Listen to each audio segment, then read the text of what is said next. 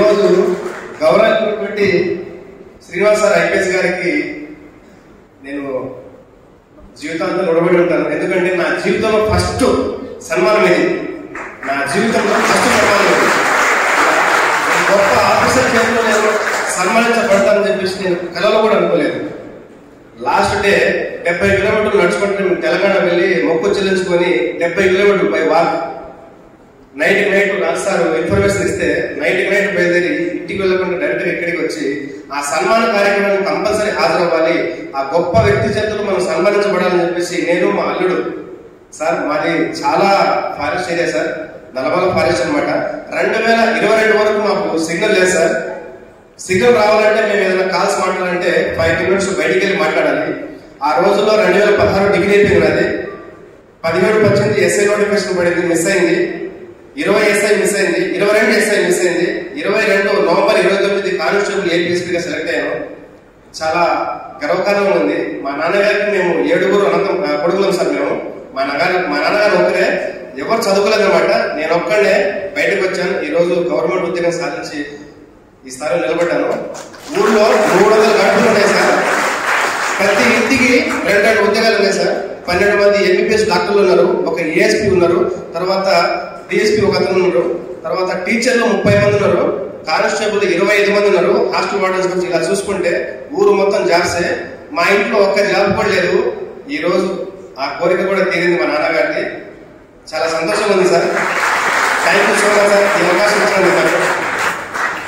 ఈ అబ్బాయి చెప్పిన మాటలు ఆ వెనకాల నుండి ఇక్కడ రావడానికి 5 సంవత్సరాలు పట్టింది అనుకున్నాను. ఇక్కడ నుంచి ఈ చైర్లో రావడానికి ఎక్కువ టైం తీసుకోకూడదు. అంటే సన్మానం చేయించుకున్న దగ్గర నుంచి సన్మానం చేసే స్థాయికి రావాలి. రెండోది 2022 వరకు మాకు సిగ్నల్ లేదన్నాడు. నిజంగా వరం అనుకుంటాను. ఇంకేం మాట్లాడడానికి ఉండదు కదా, సుమారు చదువుకోవచ్చు. ఇప్పుడు మీ చేతిలో ఫోన్ నుండి 24 గంటలు ఫోన్లోనే ఉంటున్నారు. 24 గంటలు చాటింగే, 24 గంటలు ఏం చేస్తారు, ఏం కబుర్లో తెలియదు. ఎక్కువ చూస్తే హలో హాయ్ బాయ్ అంతే, అంత మించి ఏమీ కనబడదు.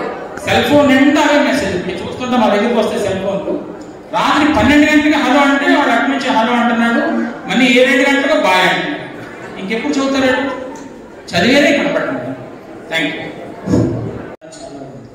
Gundlapadu is highly sensitive area in Veldurthi police station as well as in Palnadu district. రీసెంట్గా ఒక డబుల్ మర్డర్ జరిగింది వెళ్తాను. వాళ్ళు ఎందుకు చంపుకున్నారు అనేటువంటిది చాలా విచిత్రం. మీరు కూడా పేపర్లో చూసుకుంటారు, నేను కూడా వాయిస్ సోషల్ మీడియాలో ఇచ్చున్నాను. చిన్న కక్షలు అలా పెరిగి వచ్చి ఈ ఊరిని చాలా ఇబ్బంది పెడుతుంది.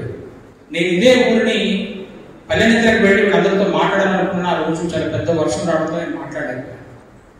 సో ఈ గుండ్లపాడులో చదువుకున్న పిల్లలు చేయాల్సిన కార్యక్రమాలు చాలా ఉన్నాయి. అక్కడ రాబోయే జనరేషన్స్ ఎవ్వరినీ కూడా ఆ ఛాయని పడడం కూడా బయట తీసుకోవాలి.